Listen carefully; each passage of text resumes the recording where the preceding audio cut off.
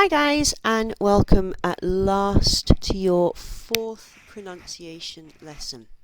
Today we're going to be talking more about stress patterns. So, stressed and unstressed words. English has a lot of words which have different ways of pronunciation, depending on whether they are stressed or unstressed. So, for example, words like for or to can sound like for or to if they are said on their own, but when they're spoken in a sentence, they sound quite different. So over here, three numbers, 1, 2, 3, equal stress. Over here, preposition, 1 to 3. 1, 2, 3, 1 to 3. And another example, T for 2, T for 2. Wait for hours, wait for hours. So these prepositions are very, very light, and this is something learners really struggle with. So the kinds of words that are usually stressed or unstressed. A general rule for English is that we like to stress the content words. Content words are the important words which contain the main meaning.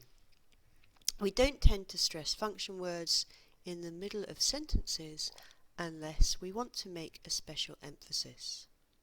So content words are nouns, verbs, main verbs, adjectives and adverbs, question words, and negative auxiliary verbs. Function words. We use these mostly for making the grammar correct. Prepositions.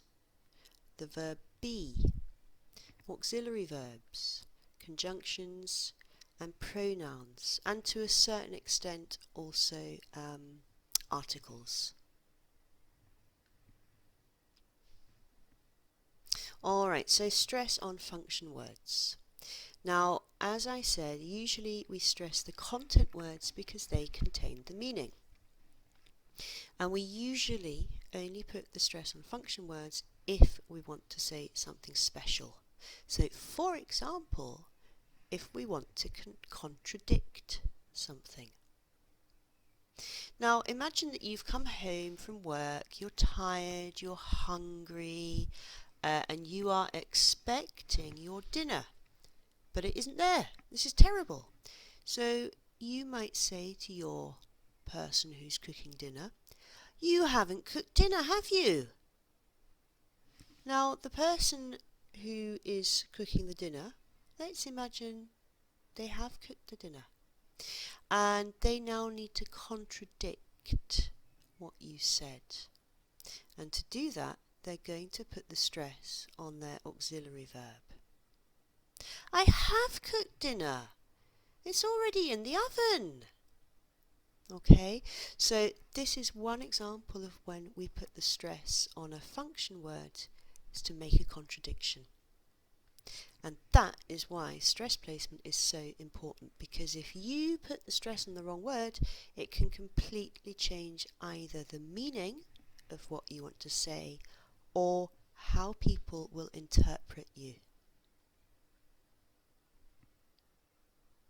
Okay, a couple of ways that you can practice them. It's really worth spending some time improving your ability to stress things properly. Very few learners, even at higher levels, even at C1 and C2, make enough use of stress. So here are two simple ways to practice. Firstly, you need to decide which words will have the stress, and remember that's most likely to be the verbs, nouns and adjectives. So the first thing you can do is to start with the stressed words and then add the rest, like that. So you can just say start stressed, then rest. And notice that I can click my fingers in a completely regular rhythm. Start, stressed, then rest. Once you can do that, you add the rest, like this. Start with the stressed words, then add the rest. And what's important is that the stress itself does not move. Now, another way you can practice, and I have spoken about this in lessons with some of you, is to pull an elastic band at every stress. For example, find the stress words, hold an elastic band in your hand and pull it every time you get to the stress. So pull an elastic band at every stress. Now, I don't have time to make a separate video today, but if you would like to see me do this, if you want me to post a demonstration, just let me know. I'll happily put one into the group. And finally then, a little bit of help with some mindset. Now, I often hear things like this from students. I hate my accent. I am ashamed of my pronunciation. And this is terrible. This makes me feel really sad. Nobody should feel that they have to hate their accent, and nobody should feel ashamed of their pronunciation. Now, although stress can be quite challenging, it is possible to make improvements quite quickly if you practice. And it's also possibly the most important aspect of pronunciation. Getting the stress wrong can lead to confusion because you are harder to understand. Conversely, understanding stress will make you into a stronger listener because you won't need to understand everything, you just follow the stress and you get the most important information. Now, you are unlikely to ever sound like a native speaker, even if you go and live in the UK or Canada or America. You are probably always going to have an accent. However, stress is an area that you can improve, and improving the stress will bring a lot of benefits to your English.